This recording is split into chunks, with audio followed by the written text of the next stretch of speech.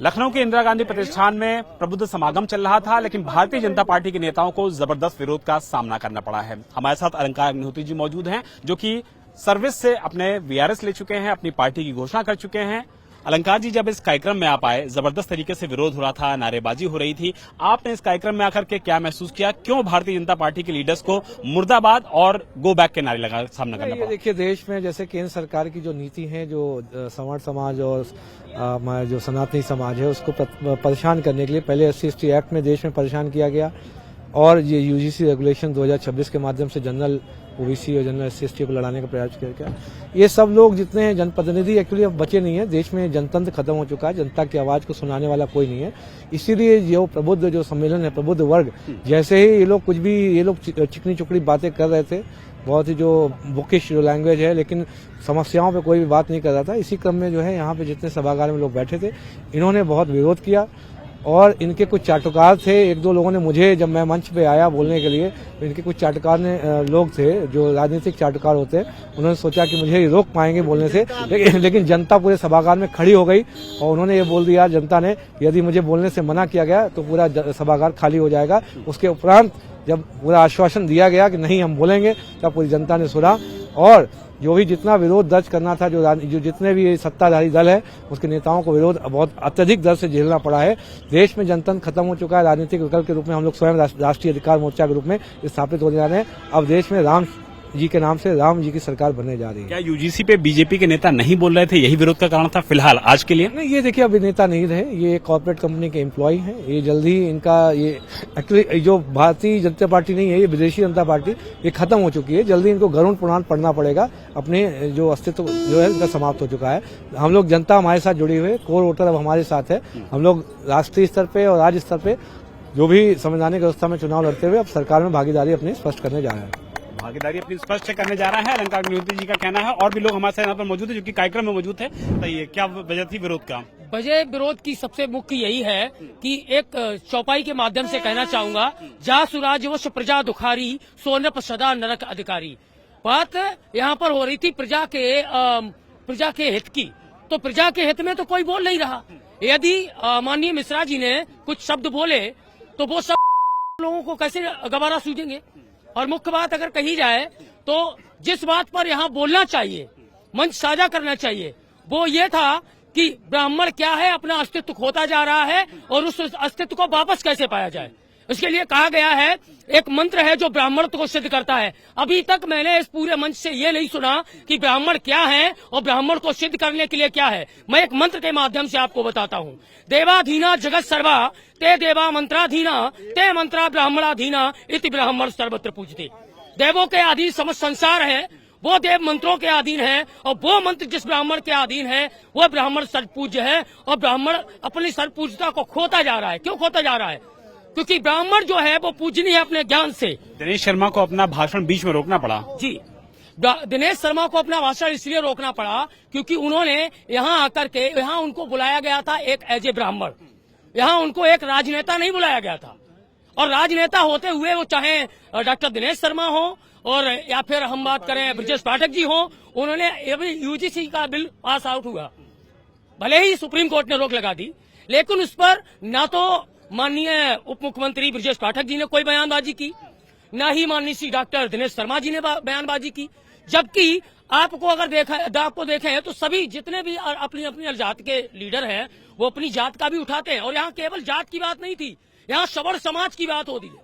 और सवर्ण समाज कोई एक समाज नहीं है, ब्राह्मण है, क्षत्रिय है, वैश्य है, इन तीनों को मिलने से जो शक्ति बनती है, उस शक्ति को हम सवर्ण समाज कहते हैं। कार्यक्रम का आयोजक कौन था, किसकी तरफ से आयोजन किया गया था? इस कार्यक्रम के जो आयोजक थे, माननीय पंडित राजेंद्र नाथ त्रिपाठी जी, जो अखिल भारतीय ब्राह्मण महासभा रा के राष्ट्रीय अध्यक्ष जी हैं, और मैं भी उन्हीं के माध्यम से यहाँ आया हूँ। हमारा शुभ नाम है डॉक्टर आशीष शुक्ला, और मैं जिला प्रवक्ता हूँ अखिल भारतीय ब्राह्मण महासभा रा, जिला कन्नौज से। आए हैं। आप बताइए, आप कहाँ से आए हैं? देखिए, मैं लखनऊ से आया हूँ। अखिल भारतीय आचार्य परिषद करके एक छोटा संगठन है। क्या वजह रही जो आज डॉक्टर दिनेश शर्मा का यहाँ पे विरोध हुआ, गो बैक के नारे लगे, मुर्दाबाद के नारे लगे? देखिए, लोकतंत्र है, भारत एक सभी जातियों से मिला करके सरकारें बनती बिगड़ती हैं, सभी जातियों का अपना अपना सम्मान है, लेकिन प्रबुद्ध जो है प्रबुद्ध समागम जो हुआ है वो ब्राह्मणों के अपनी भूमिका रही है, चाहे देश की सरकार बनाने में हो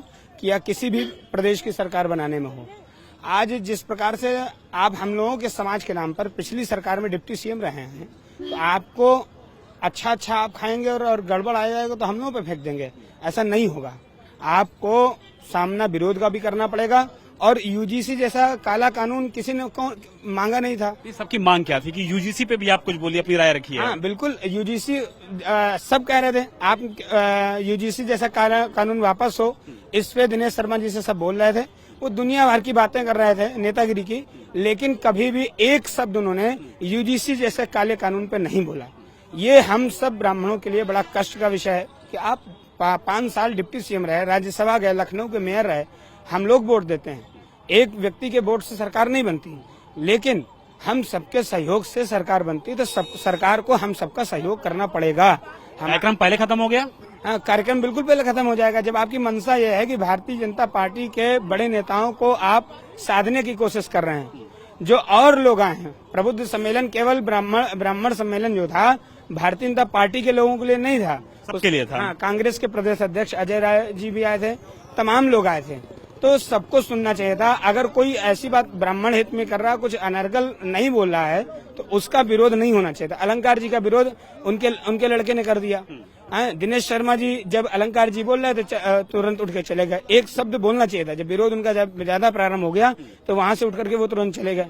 तो ये एक लोकतंत्र है, सबको बोलने का मौका मिलना चाहिए, सबको अपनी बात रखने का अधिकार है। सभी पार्टियों के नेताओं के जो भी लोग थे ब्राह्मण समाज से थे, उन सबको बुलाया गया था। सबको बुलाया गया था, लेकिन दिनेश शर्मा जी का इस प्रकार से भागना हमें ऐसा लगता है कि बड़ा कष्ट में, इसलिए कि वो पढ़े लिखे व्यक्ति हैं, एक प्रोफेसर है, लखनऊ विश्वविद्यालय को लीड कर चुके हैं। ऐसे व्यक्ति को इस प्रकार से भागना अचानक, यूजीसी से काले कानून पे सबसे पहले हमने विरोध किया था, और यूजीसी काला कानून वापस लो, इस प्रकार जब हम नारा लगाने लगे तो दिनेश शर्मा जी अपना स्थान छोड़ करके तुरंत बिना बताए अचानक निकल पड़े वहां से। विरोध सबसे पहले शुरुआत आपने की थी? मैं आचार्य शंभुनाथ त्रिवेदी अपना नाम लिखता हूँ, आचार्य परिषद जैसे छोटा सा संगठन चला रहा हूँ लखनऊ में। तो बात यह है कि हम लोगों की जवाबदेही भविष्य में बनेगी। हमारे जो बच्चे हैं, हमारे परिवार के लोग, हम भी गुरुकुल से हैं, तो कल को वो जब पूछेंगे कि जब काला कानून बन रहा था आप थे कहाँ, और ये समाज के नाम पर 5-5 साल डिप्टी सीएम रहे हैं। ब्रजेश पाठक जी 2 मिनट रुक कर चले गए, क्योंकि उनको पहले से फोन करके बता दिया गया था। जो मुझे में ऐसा प्रतीत होता है कि आप भाई साहब ज्यादा देर रुकेंगे, यहाँ बहुत विरोध हो रहा है, क्योंकि आप जैसे लोग हमारे नाम की मलाई खा रहे हैं बैठे, लेकिन इस पे एक शब्द बोलने का प्रयास नहीं करते हैं। देखिए, आपने सुना कि किस तरीके से प्रबुद्ध समागम लखनऊ में चल रहा था, समय से पहले खत्म कर हुआ।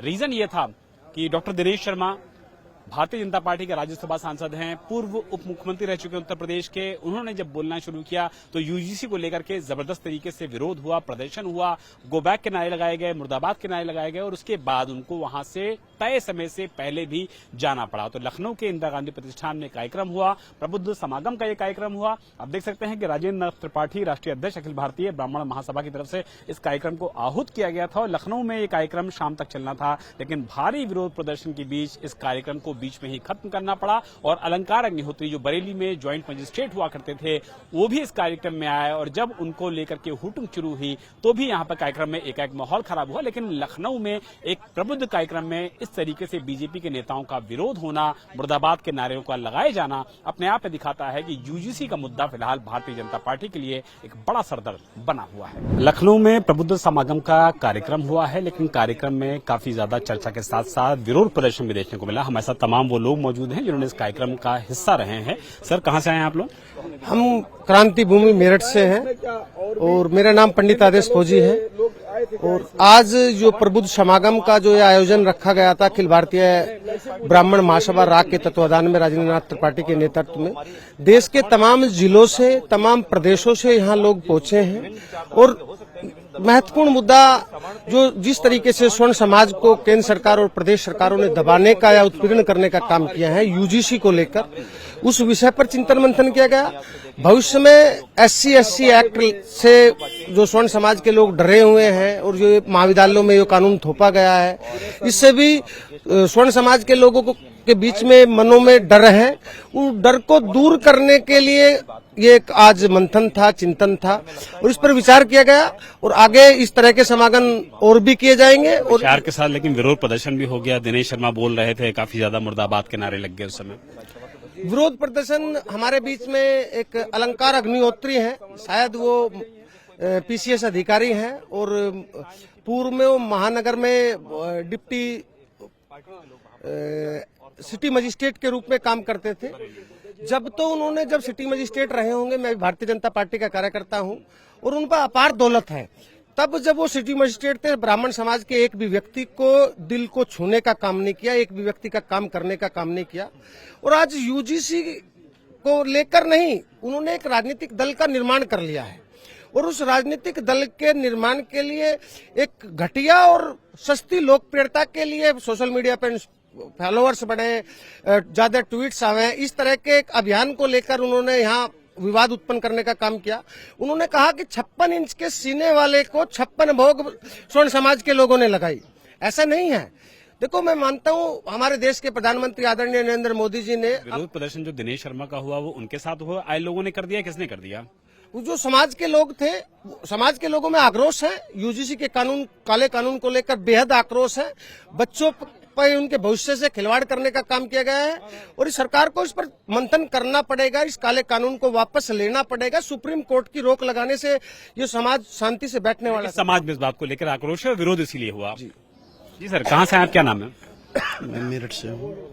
विरोध प्रदर्शन जो हुआ उसके पीछे वजह क्या मानते हैं? वजह ये एक तो यूसीजी यूसीजी जो कानून लगा है, ये जो है हम लोगों पे जो थोपा गया है, ये बिल्कुल गलत है।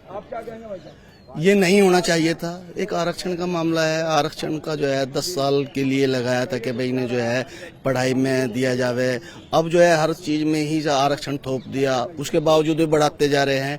ये जो है गरीब ब्राह्मण भी हैं, ऐसा नहीं है कि ब्राह्मण गरीब नहीं है। कुछ तय हुआ क्या कि विरोध प्रदर्शन पहले सड़कों पे हो रहा था, अब कार्यक्रमों में शुरू हो गया है? बस अभी तो बातचीत है, ये प्रबुद्ध समागम था, अभी तो इसमें कुछ जो है बातचीत कर रहे हैं। कुछ बात बताने की भी नहीं होती है, आने वाले दिनों में इसका सबको पता लगा। कुछ तय हुआ क्या? पहले सड़कों पर विरोध हो रहा था, आज कार्यक्रम में विरोध हो गया, तो क्या इसके बाद और भी माना जाए कि विरोध प्रदर्शन जारी रहेगा? देखो, मैं कहूंगा आज ये कार्यक्रम था, स्वर्ण समाज का प्रबुद्ध समागम था।